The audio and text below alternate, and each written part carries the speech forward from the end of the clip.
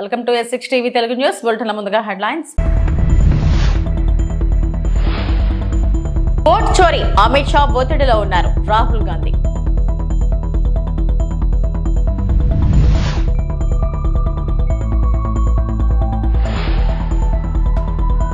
నేడు AP cabinet భేటీ, కీలక అంశాలపై చర్చ.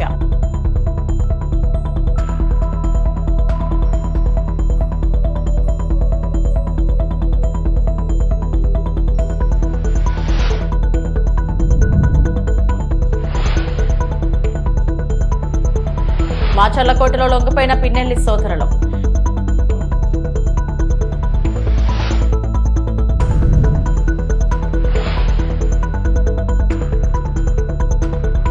కేంద్ర హోంశాఖ మంత్రి అమిత్ షా కాస్త ఒత్తిడితో కనిపిస్తున్నారు అంటూ కాంగ్రెస్ అగ్రనేత రాహుల్ గాంధీ ఆరోపించారు. ఓట్ చోరీ విషయంలో తాను సవాల్ విసిరిన అమిత్ షా ఎందుకు స్పందించలేదని రాహుల్ ప్రశ్నించారు. కాంగ్రెస్ ఎంపీ రాహుల్ గాంధీ తాజాగా మాట్లాడుతూ ఓటు చోరీ అంశంపై నేను ఇప్పటికే 3 ప్రెస్ కాన్ఫరెన్స్లపై పార్లమెంట్లో చర్చించాలని అమిత్ షాకు సవాల్ విసిరాను.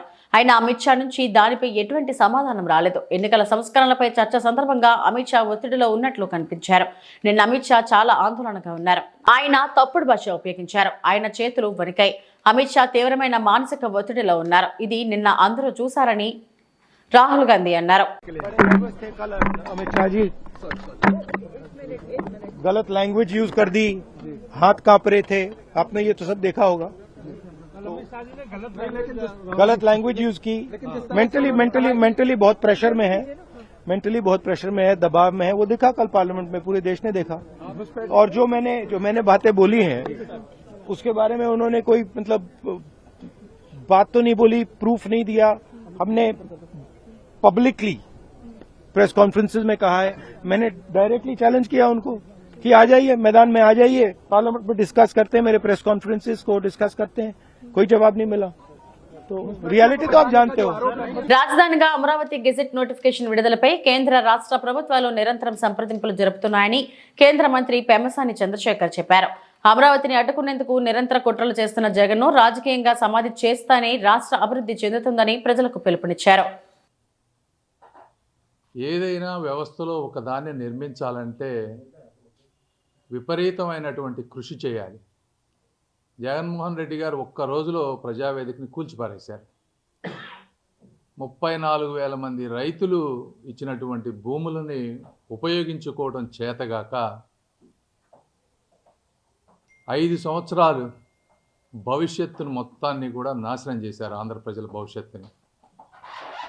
ఈరోజు మళ్ళీ కూటమి ప్రభుత్వం వచ్చిన తర్వాత ఒక ప్రణాళికాబద్ధంగా ఫ్యూచర్లో ఎటువంటి ఇబ్బందులు లేకుండా ఏమేమి చేయాలో అవన్నీ చేసుకుంటూ వస్తూ ఉన్నాం. ఈ రోజున అంటే అమరావతి బిల్లు ఆగిపోయిందని అంటే అది ఎట్లా అంటే పాతకాలంలో ఒకప్పుడు రాక్షస ఆనందం పొందుతారంటారు. అలాంటి ఆనందం పొందే విధంగా ఈరోజు ఆయన పేపర్లో రాశారు. అమరావతి బిల్ అనేది చిన్న చిన్న టెక్నికల్ ఇష్యూస్ ఉన్నాయి. ఆ టెక్నికల్ ఇష్యూస్ని స్టేట్ గవర్నమెంట్ వాళ్ళతో మాట్లాడుతూ ఉన్నారు.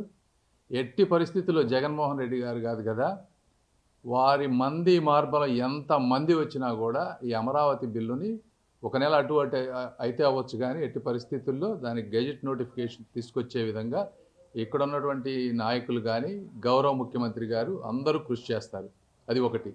రెండో ఇష్యూ తీసుకుంటే ఈ రోజున అమరావతిలో మీరు చూడండి డెవలప్మెంట్ ఏ విధంగా జరుగుతుంది అనేది.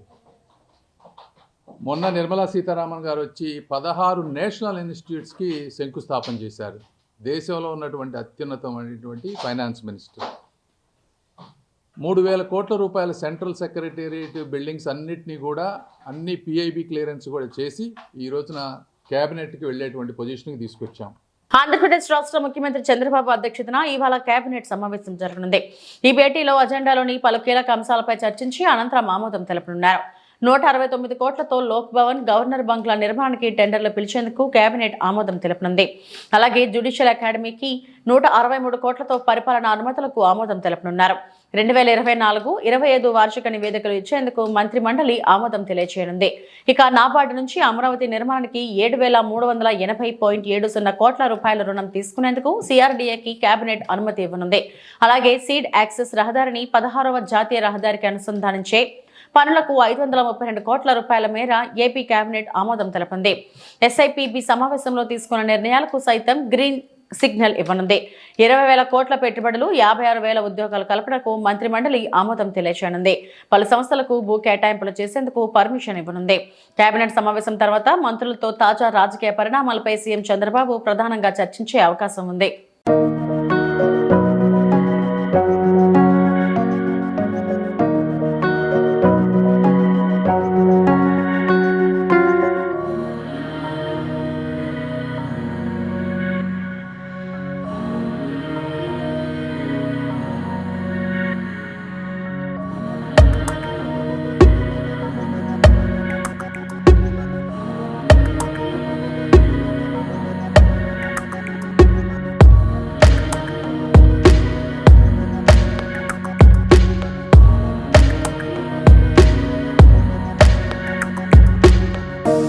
వైకాపా నేత మాచర్ల మాజీ ఎమ్మెల్యే పిన్నెల్లి రామకృష్ణారెడ్డి, ఆయన సోదరుడు వెంకటరామరెడ్డి కోర్టులో లొంగిపోయారు. గురువారం ఉదయం పల్నాడు జిల్లా మాచర్లలోని జూనియర్ అదనపు సివిల్ జడ్జ్ కోర్టుకు వారిద్దరూ వచ్చారు. ఎలాంటి అవాంఛనీయ సంఘటనలు జరగకుండా పోలీసులు బందోబస్తు ఏర్పాటు చేశారు.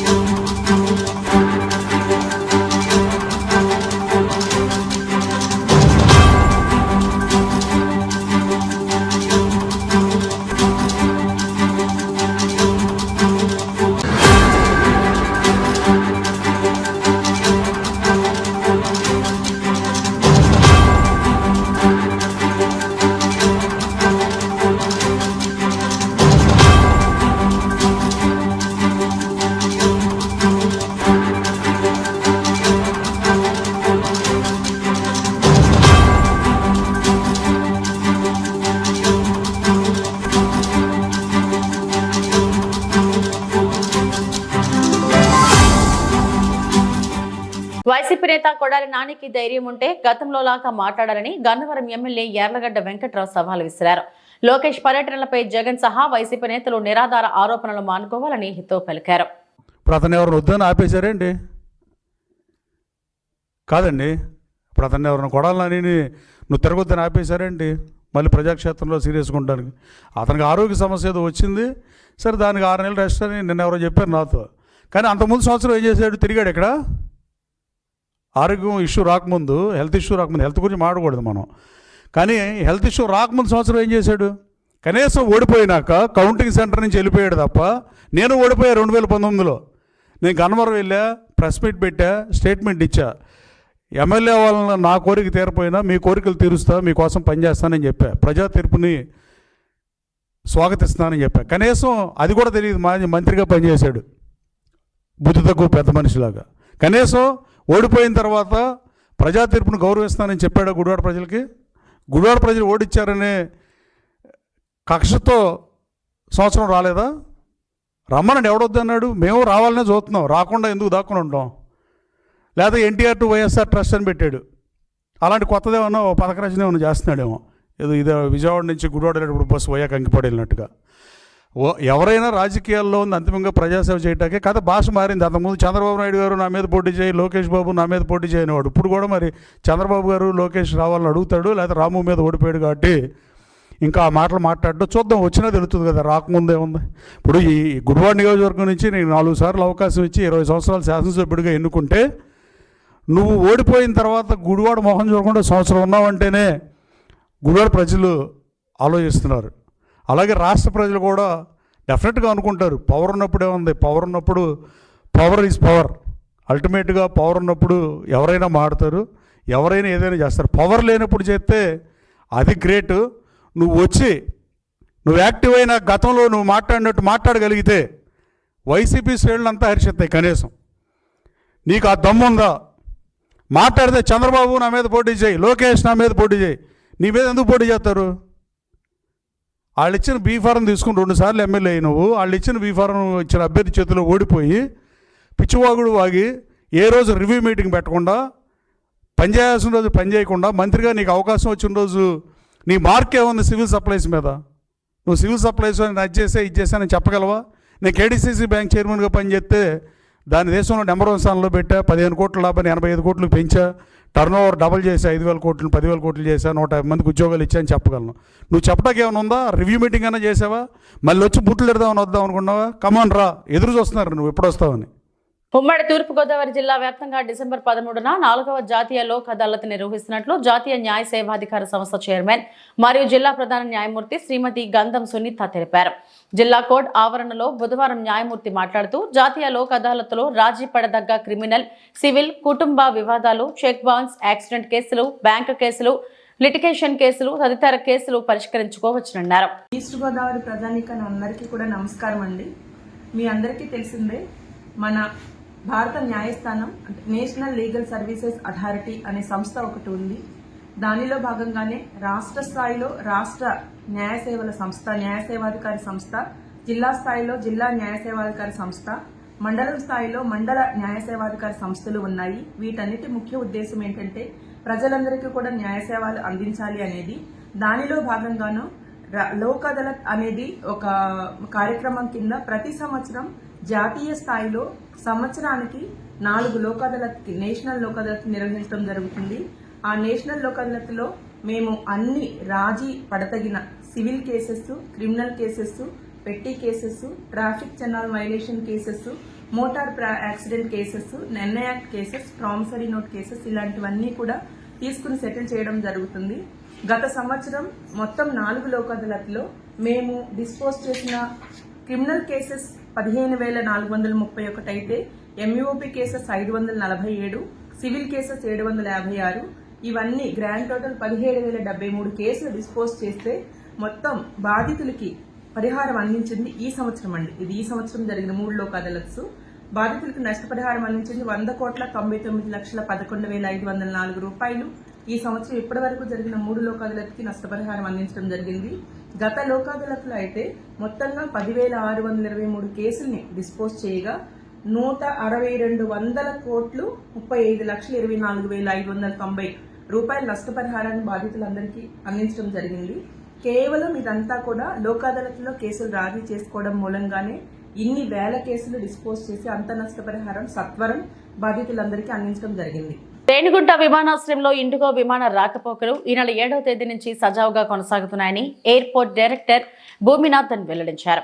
మీడియా సమావేశంలో ఆయన మాట్లాడుతూ డిసెంబర్ 5న సాంకేతిక కారణాల వల్ల ఒక్కరోజు మాత్రమే ఇండిగో 9 సర్వీసులు రద్దయ్యాయని, వెంటనే చర్యలు తీసుకోవడంతో పరిస్థితి అదుపులోకి వచ్చిందన్నారు.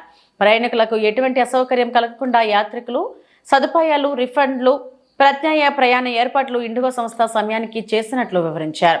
ప్రస్తుతం ఇండిగో సహా ఇతర అన్ని ఎయిర్లైన్ సర్వీసులు పూర్తిగా సాధారణ పరిస్థితిలో నడుస్తున్నాయని తెలిపారు. ఎందుకు స్పెషల్ మీటింగ్ పెట్టినారంటే మనం ఇండిగో క్యాన్సిలేషన్ అయింది కదా, దానివల్ల నిర్బంధం అయింది కదా ఎయిర్పోర్ట్లో, దాని గురించి నార్మల్ అయిందా లేదా ఆపరేషన్ ఎట్లా ఉందని చెప్తానికి స్పెషల్ మీటింగ్ పెట్టాను. మన తిరుపతి ఎయిర్పోర్ట్లో 5th ఒక రోజే మాకు నిర్బంధం వచ్చింది. ఆ రోజు వాళ్ళు 12 ఆపరేషన్లో 9 ఆపరేషన్ క్యాన్సిల్ చేశారు.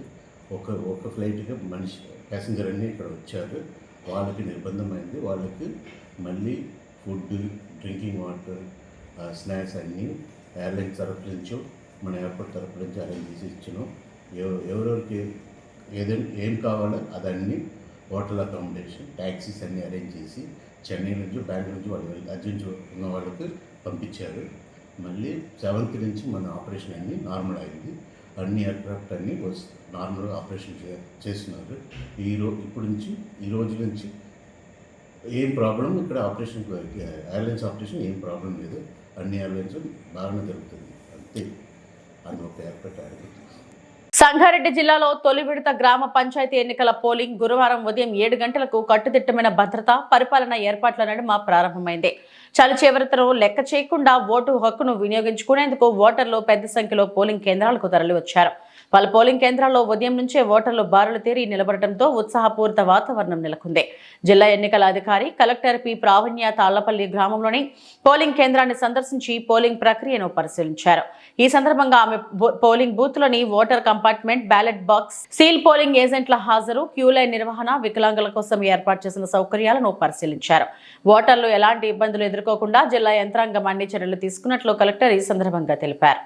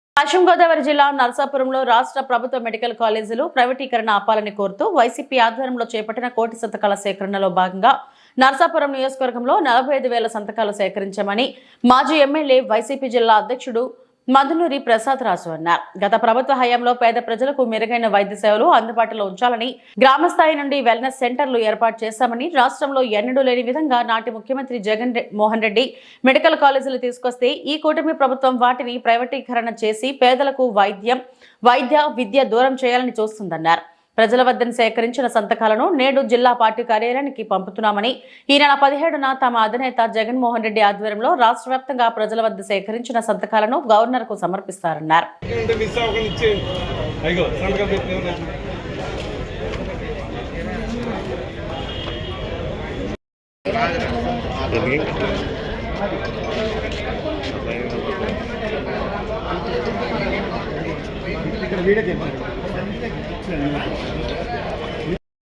వెనక్కున్నాను తమ్ముడు కోటి సర్దిగాలు ఎలా సేకరించారు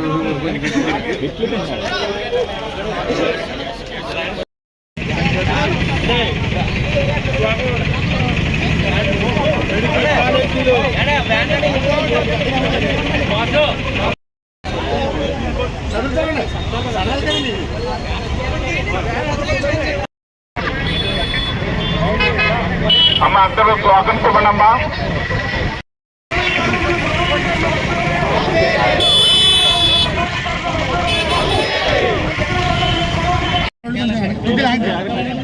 ఏలూరు జిల్లా చింతలపూడి నియోజకవర్గం నుండి 50,000కు పైగా సంతకాల సేకరణ. ఏలూరు జిల్లా చింతలపూడి నియోజకవర్గం YSR Congress party incharge Kambham Vijayaraju YSR Congress party నియోజకవర్గ కేంద్ర కార్యాలయంలో కోటి సంతకాల సేకరణకు సంబంధించి నియోజకవర్గ నాయకులతో చివరి సమావేశం. మెడికల్ కాలేజీల ప్రైవేటీకరణను నిరసిస్తూ చేపట్టిన కోటి సంతకాల సేకరణ ఉద్యమంలో భాగంగా ఇప్పటి వరకు చింతలపూడి నియోజకవర్గం వ్యాప్తంగా 4 మండలాల నుండి 50,000కు పైగా సంతకాలు సేకరించబడ్డాయి.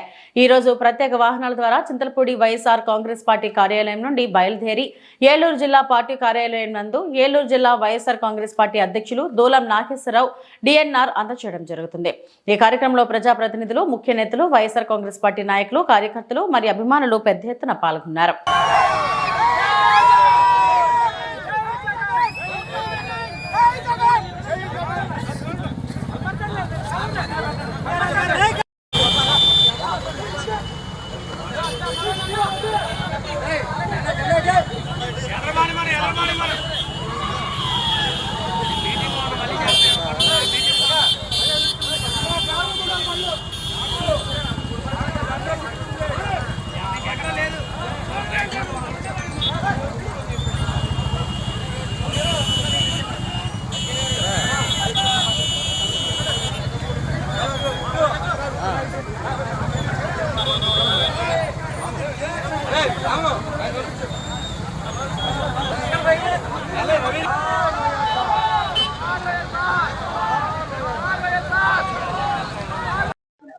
ఇది చింతలపూడి మండలం రూరల్ బండిల్. ఇది ఇట్లా ప్రతి ఒక్క బండిల్ని ఏ బండిలు కా బండిలు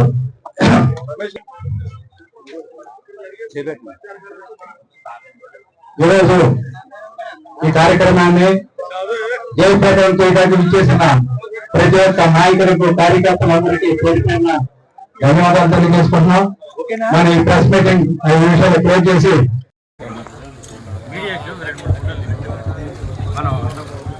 చింతలపూడి రూరల్ మండలంలో కోటి సంతకాల కార్యక్రమంలో భాగంగా